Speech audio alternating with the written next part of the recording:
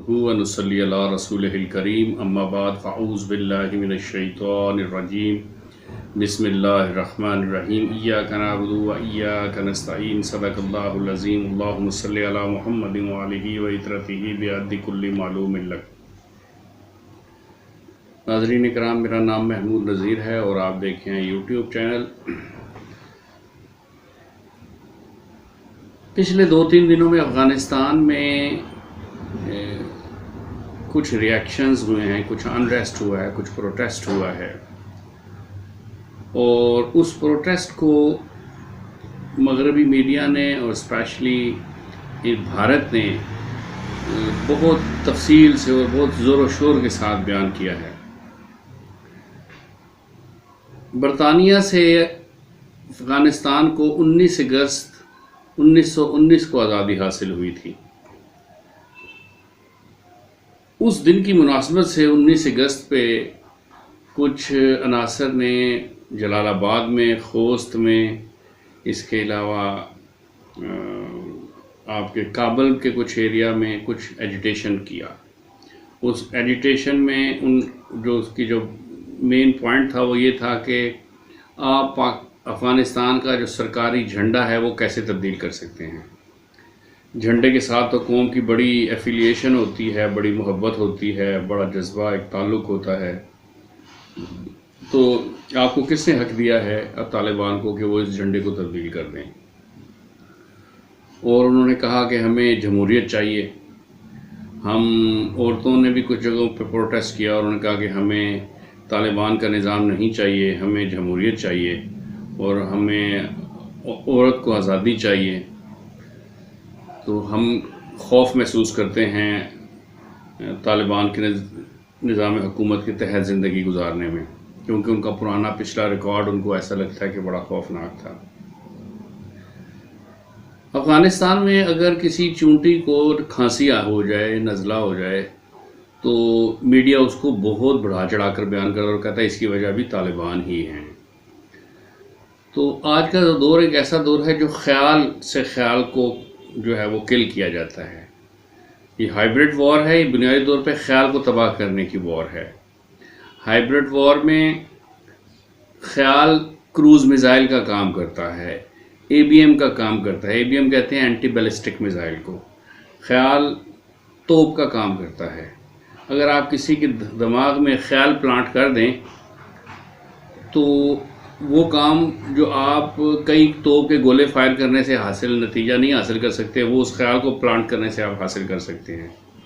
ये एक साइंस है, ये एक हकीकत है। जो लोग इसको समझ गए हैं वो इसको एज अ वेपन इस्तेमाल करते हैं। एक जगह पे सिर्फ 2 औरतें खड़ी हैं, उन्होंने प्ले कार्ड उठाया हुआ है, तो आगे से 2-3 तालिबान गुजर रहे हैं, तो किसी ने तस्वीर उतार के कहा ये देखिए काबुल के अंदर ख़वातीन प्रोटेस्ट कर रही हैं। पंजशेर में प्रोटेस्ट हो रहा है। पंजशेर जो है वो तो शुरू से ही नॉर्दर्न अलायंस का एक ख़ास गढ़ रहा है। अहमद शाह मसूद एक बड़ी शख्सियत थी, मैं उनका उसके बहादुर होने का बड़ी कदर करता हूँ। और सच्ची बात यह है कि मुझे उसके नासिर खान अफरीदी ने मुतारफ़ करवाया था और वो भी उससे मुतासिर था, मैं भी उससे मुतासिर था। तो अहमद शाह मसूद कितनी बड़ी शख्सियत थी कि उसके बारे में एक मौक़िफ़ दुनिया में ये भी पाया जाता है कि अगर अहमद शाह मसूद ज़िंदा होता तो 9/11 के बाद अमेरिका या नेटो के अंदर ये जुर्रत और ताकत नहीं थी कि वो अफ़गानिस्तान के ऊपर हमला कर पाते।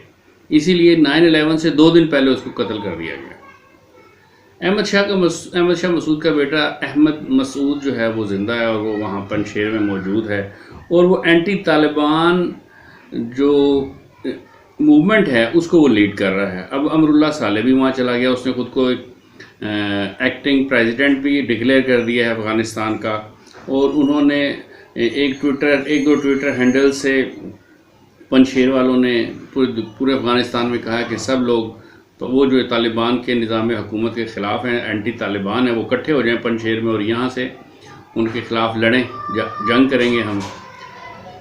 फिर एक और वाक़या ये पेश आया कि एक बिल्कुल अफ़गानिस्तान के सेंटर में एक कम्युनिटी आबाद है जो हज़ारा कम्युनिटी कहलाती है। ये शिया हैं और इस सूबे का नाम बमियान है। बमियान में ایک ہزارہ کمیونٹی کا ایک لیڈر گزرا ہے، وہ ایک وار لارڈ تھا جس کا نام ہے عبدالعلی مزاری۔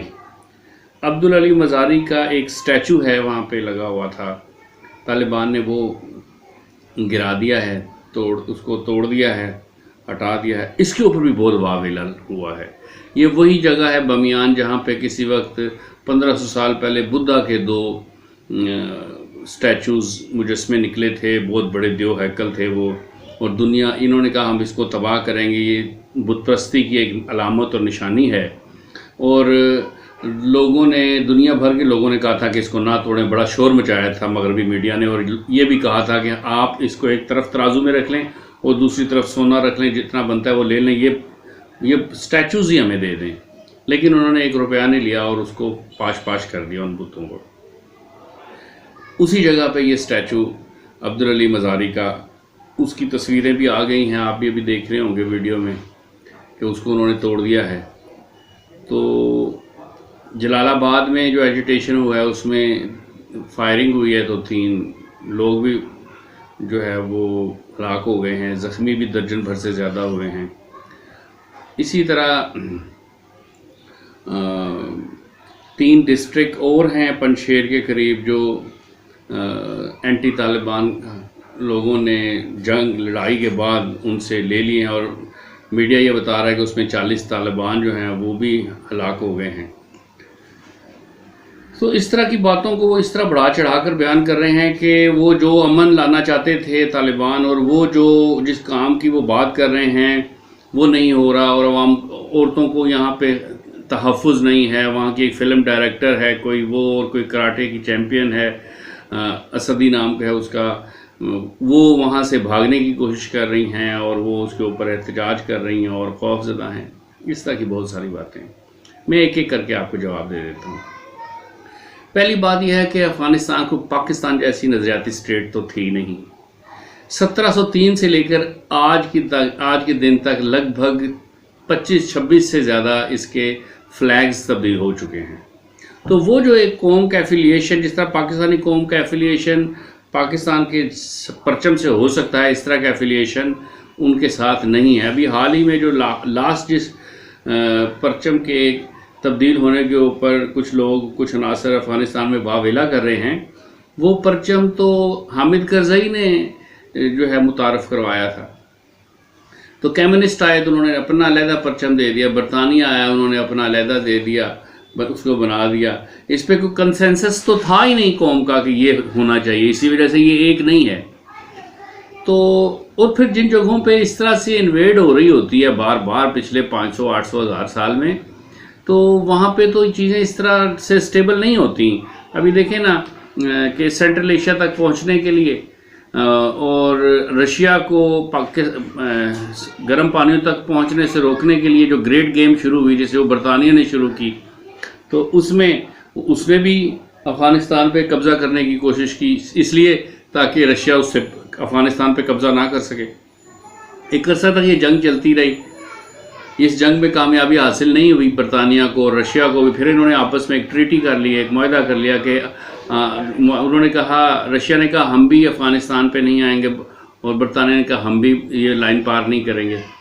پھر جب انہوں نے اس کو آزاد کیا 1919 میں، تو وہ انگریزوں کا پرانا فارمولہ جسے وہ کہتے ہیں ڈیوائیڈ اینڈ رول، تو جو پشتون بہت سارے آباد ہیں وہاں پہ افغانستان میں، اور ان سے زیادہ کی آبادی یہاں پاکستان میں ہے پشتونوں کی، تو انہوں نے ایک ڈیورنٹ لائن بنا دی کہ افغانستان کو جب تقسیم کیا، اس بارڈر کو بنایا، تو پٹھانوں کو تقسیم کر دیا تاکہ یہ کبھی بھی کوئی ایسی علیحدہ سے کوئی بڑی پولیٹیکل فورس نہ بن سکیں، اور یہ ڈیوائڈ ہی رہیں آپس میں۔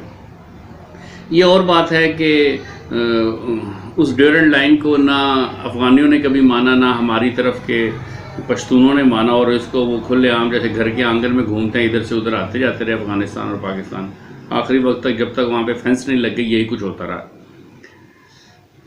کبھی بھی کسی افغانستان کی حکومت نے ڈیورنٹ لائن کو تسلیم نہیں کیا، سوائے طالبان کی حکومت نے۔ جب طالبان 96 میں آئے تو انہوں نے اس کو تسلیم کیا۔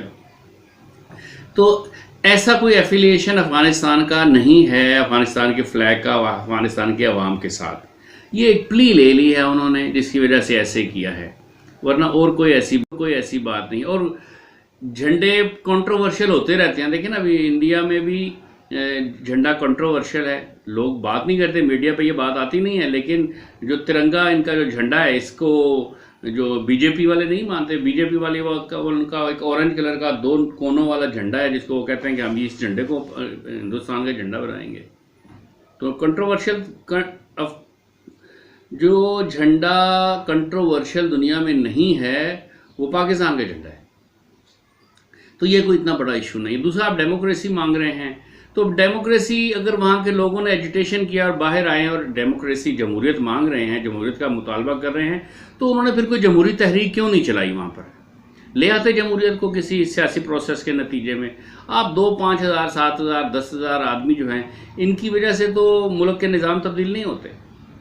اگر انہوں نے سٹرگل کیا ہے تو انہوں نے بہت بڑی قربانیاں دی ہیں، لاکھوں لوگ مر گئے ہیں، ان کے ہاتھوں میں لاشوں کی انبار تھے، ان کی اولادیں، ان کے بچے، ان کی عورتیں، ان کے بوڑھے، ان کے جوان 40 سال شہید ہوئے ہیں، تو انہوں نے قربانی دی، اور قربانی دینے کے بعد جب ان کو فتح حاصل ہوئی ہے تو وہ اب وہ والی حکومت لے کے آئیں گے جو میجورٹی وہ جو لوگ چاہتے ہیں، یا وہ لے کے آئیں گے جو 10 20 ہزار لوگ چاہتے ہیں؟ اس جمہوریت نے تو بیڑا غرق کیا کہ لوگوں کو سمجھ نہیں ہے کہ جمہوریت جو ہے بنیادی طور پہ شرک کی اجتماعی شکل ہے۔ دلیل اس کی ہے کہ اللہ کا فرمان ہے کہ حاکم اللہ صرف اللہ کی ذات ہے۔ جمہوریت کہتی ہے کہ حکومت طاقت کا سرچشمہ عوام ہے، جبکہ طاقت کا سرچشمہ اللہ کی ذات ہے۔ تو یہ تو آپ شرک کر رہے ہیں نا، تو اجتماعی شرک کی پہلی انسانی تاریخ میں پہلا تصور ہے جمہوریت، اس سے پہلے تو تصور نہیں تھا اجتماعی شرک کا۔ تو اسلام تو اس کو نہیں مانتا، اس لیے طالبان بھی اس کو نہیں مانتے۔ دوسرا یہ جو زہر ہے، اب یہ میں ایک پشتون کا انٹرویو دیکھ رہا تھا کسی مغربی چینل پہ، اس نے کہا کہ ہمیں طالبان کا اسلام نہیں چاہیے، ہمیں آپ مار دو، پورا بسٹ مارو کلاشنکوف کا، 30 کی 30 گولیاں ہمارے میں اتارو، لیکن ہم مرنا چاہتے ہیں، ہم یہ نہیں چاہتے ہیں کہ یہ والا طالبان کی حکومت آیا اور وہ اپنی مرضی کا اسلام نافذ کر رہی ہیں آپ۔ تو یہ کسی ایک آدمی کے کہنے سے تو نظام تبدیل نہیں ہوتے۔ دوسرا جو 3 ارب ڈالر سے زیادہ کی جتنی بھی انویسٹمنٹ کی ہے انڈیا نے، وہ جو امریکہ نے یہاں پہ انویسٹمنٹ کی ہے اور جو اتنا عرصہ رہا ہے، تو اس نے وہاں پہ بہت لوگوں کو پولرائز کر دیا ہے، ان کے ذہنوں میں بہت زہر بھر دیا ہے، اور ان کے بنیادی خیالات کو تبدیل کرنے کی کوشش کیا، تو کچھ لوگ ایسے ہیں جنہوں نے اس کے اثرات کو قبول کر لیا ہے۔ اس لیے یہ کوئی ایسی بڑی حقیقت نہیں ہے۔ دوسری بات آپ آ جائیں، پنجشیر میں انریسٹ ہے تو اوکے، آپ کیا بتائیں، ترکی میں انریسٹ نہیں ہے کردستان کی وجہ سے؟ کیا امریکہ میں انریسٹ نہیں ہے؟ آپ کے انڈیا میں انریسٹ نہیں ہے؟ کیا پاکستان میں MKM کی وجہ سے انریسٹ نہیں رہا ہے؟ کیا پاکستان میں PTM کی وجہ سے انریسٹ نہیں رہا ہے؟ کیا پاکستان میں بلوچستان لبریشن آرمی کی وجہ سے انریسٹ نہیں رہا ہے؟ تو اس کی وجہ سے پھر کیا پاکستان کا طرز حکومت تبدیل ہو گیا؟ ایسا تو نہیں ہوا نا۔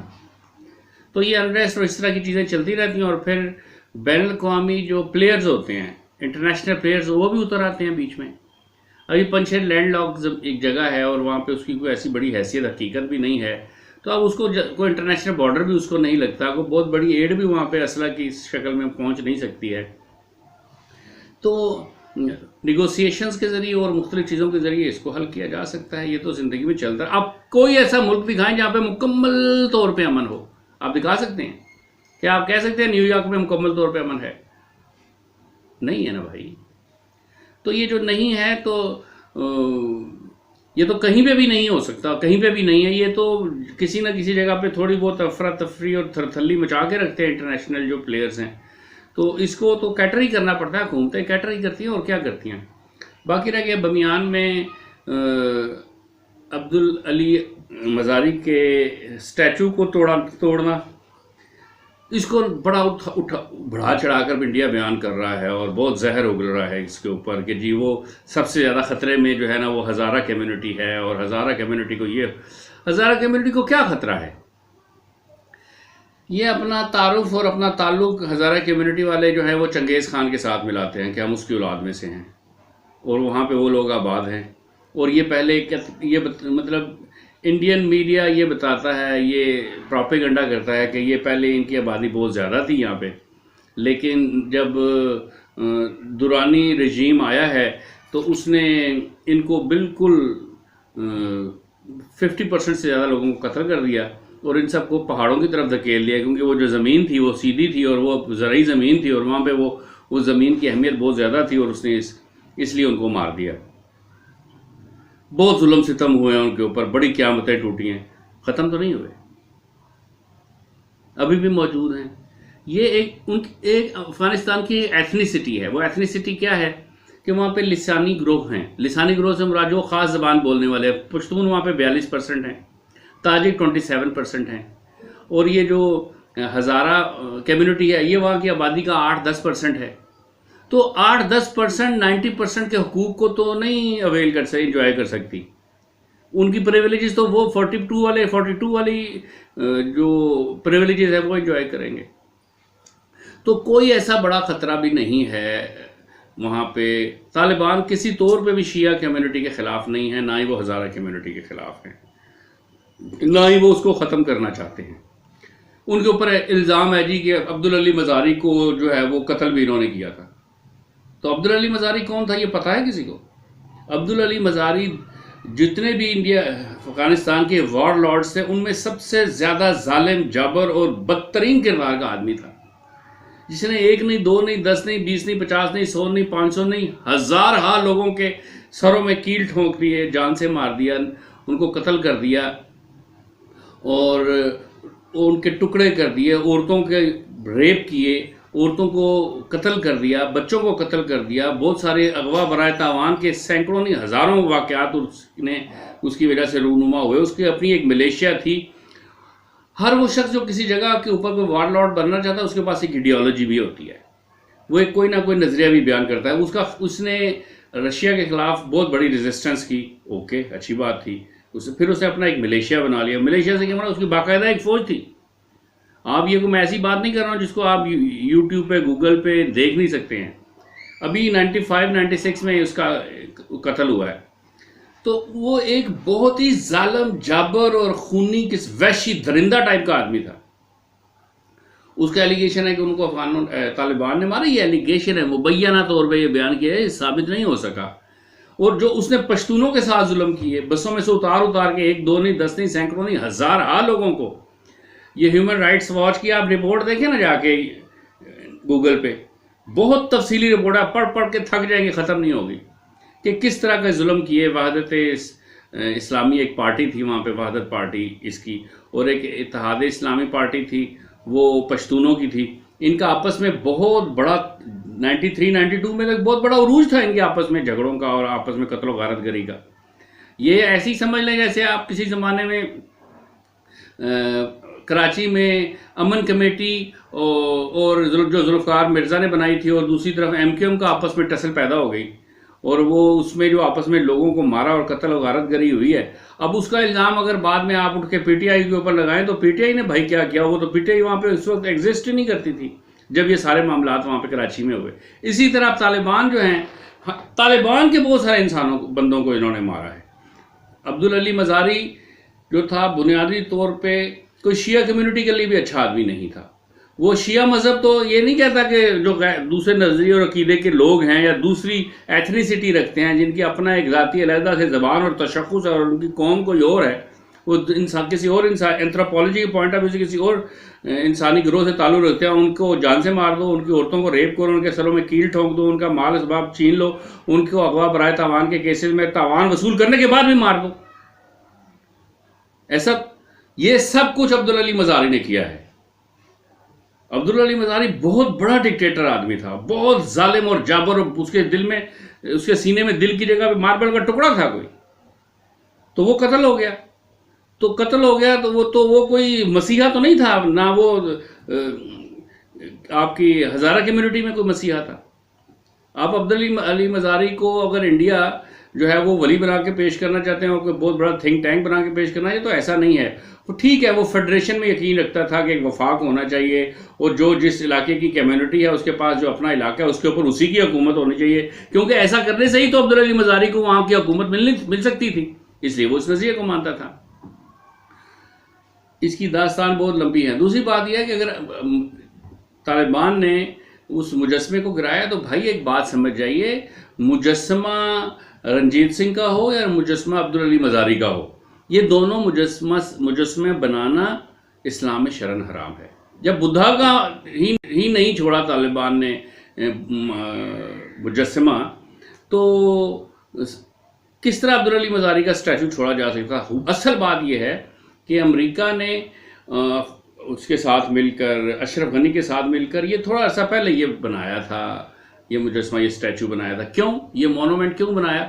وہ یہ چاہتے ہیں طالبان کے جہاں جہاں دشمن جنہوں نے کبھی ریزسٹ کیا تھا طالبان کے خلاف، ان سب کو کسی نہ کسی شکل میں ان کی اینٹی کو زندہ رکھا جا سکے، اور اس کے ذریعے بعد میں کسی زمانے میں فتنہ کیا جا سکے اگر یہ لوگ کنکر کر جائیں اور حکومت بنا لیں. تو یہ ایک سوچی سمجھی سازش کے تحت یہ سب کچھ ہوا. ان کو پتا تھا، یہ امریکن CIA کو پہلے سے معلوم تھا، MI6 کو معلوم تھا، نیٹو کو معلوم تھا کہ اگر کبھی بھی ایک دن کے لیے بھی حکومت آ گئی طالبان کی تو وہ اسٹیچو کو ضرور توڑ دیں گے، اور جب اس کو توڑیں گے تو اس کی وجہ سے اختلاف پیدا ہوگا، اور جب اختلاف پیدا ہوگا تو یہ ڈیفیم اور نوٹوریس ہو جائیں گے دنیا میں، ہم ان کو میڈیا میں ذلیل کریں گے. یہ تو ایک پلان تھا. تو اس کی بھی کوئی ایسی حیثیت اور حقیقت نہیں ہے. اب ایک اور بات، یہ زیادہ تکلیف تو امریکہ سے زیادہ تکلیف تو انڈیا کو ہو رہی ہے. تو کوئی وجہ نہیں ہے انڈیا کی تکلیف ہونے کی. وہاں پہ کون سے ہندو آباد ہیں افغانستان میں؟ آپ کے 17 کونسلیٹ تھے وہ ختم ہو گئے، اور کیا ہے آپ کا وہاں پہ؟ آپ کے 400 پروجیکٹس تھے، آپ خود ہاتھ نکال کے چلے گئے، انہوں نے تو ویلکم کیا کہ آؤ پورے کر لو اپنے پروجیکٹس. آپ کی $300 ارب کی انویسٹمنٹ وہاں پہ ڈوبی ہے، آپ نے وہاں پہ ڈیم بنائے ہیں؟ نہیں بناتے، لے جاؤ اٹھا کے وہاں سے اپنا ڈیم، نہیں چاہیے طالبان کو. تو اب آپ توپوں کا رخ بھی ادھر کر دیں گے، اور سارے سیٹلائٹ بھی آپ افغانستان پہ لگا دیں گے. طالبان کو آج کھانسی ہوئی ہے، آج انہوں نے ایک آنکھ میں سرما لگایا، ایک آنکھ میں سرما نہیں لگایا، یہ تو کوئی خبر نہیں ہے بھائی. آپ یہ بتائیں، آپ ہزارہ کمیونٹی کو بتاتے ہیں خطرے میں ہے، کیا کرناٹکا میں لنگائٹ جو ہیں وہ خطرے میں نہیں ہیں؟ کتنی بڑی آبادی ہے لنگائٹ کی، کتنی بڑی تاریخ ہے ان کی، اور وہ بت پرست نہیں ہیں. آپ نے آج تک 60 سے زیادہ ملاقاتیں کر چکے ہیں آپ کے وفاقی حکومت سے وہ لوگ پچھلے 50 60 70 سال میں. آپ نے ان کو ایک علیحدہ قوم کے طور پہ تسلیم کیا ہے آج تک؟ افغانستان تو پھر ہزارہ کمیونٹی کو علیحدہ قوم کے طور پہ، ایک علیحدہ ایتھنیسٹی کے طور پہ تسلیم کر کے بیٹھا ہوا ہے. آپ نے OBCs کو اور مول نواسی کو اور جو دلت ہیں ان کو بنیادی حقوق دیے ہیں؟ آپ کی 52% OBC آبادی جو ہے وہ OBCs ہیں. OBCs کیا ہیں؟ ادر بیکورڈ سیکٹس کہہ لیں. تو OBCs کو آپ، اور وہ سب ہندو نہیں ہیں، لیکن آپ ان کو زبردستی ہندو بنا دیا آپ نے اپنے آئین کے مطابق. اب آپ آج ریفرینڈم کرائیں تو آپ ٹوٹل جو ہیں وہ انڈیا کی آبادی کا جو ہندو ہے وہ 15-17% بھی نہیں ہے. سب سے چھوٹی مائنورٹی یہ ہے، اور یہ حکومت کر رہی ہے.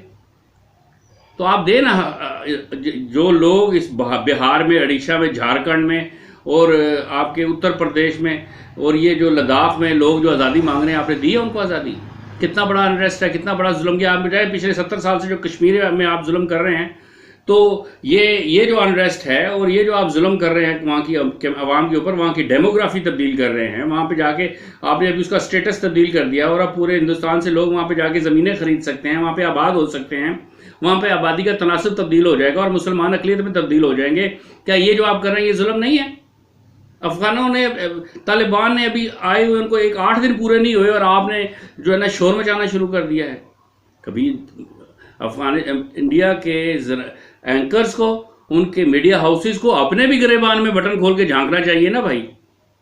کیا آپ لوگ کر کیا رہے ہیں دنیا میں؟ آپ خود سب سے بڑے ظالم ہیں اور دنیا کو کہہ رہے ہیں وہ ظالم، وہ ظالم، ظالم کا آپ نے شور مچا دیا ہے.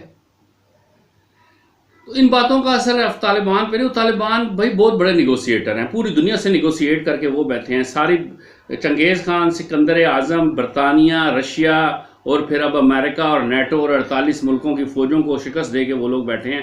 ان کو آپ نہیں ہرا سکتے، نہ ہی آپ ان کو نظریاتی طور پہ یا پروپیگنڈا کے ذریعے جو ہے وہ شکست دے سکتے ہیں.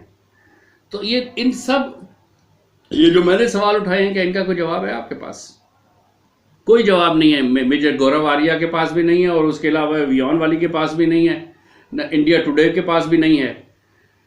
لیکن چھوٹی چھوٹی باتیں پتہ نہیں کہاں سے لا کے وہ اکٹھی کر کے بیان کر رہے ہیں اور ایسے سمجھ رہے ہیں کہ پتہ نہیں ابھی کوئی اپسیٹ ہو جائے گا اور ابھی جو ہے نا دوبارہ پہاڑوں میں چل جائیں گے طالبان اور پھر یہاں پہ اشرف غنی جیسی کوئی شخصیت آ جائے گی اور کہیں دیکھو نا میں آ گیا، دیکھو نا جمہوریت کی ضرورت ہے افغانستان کو۔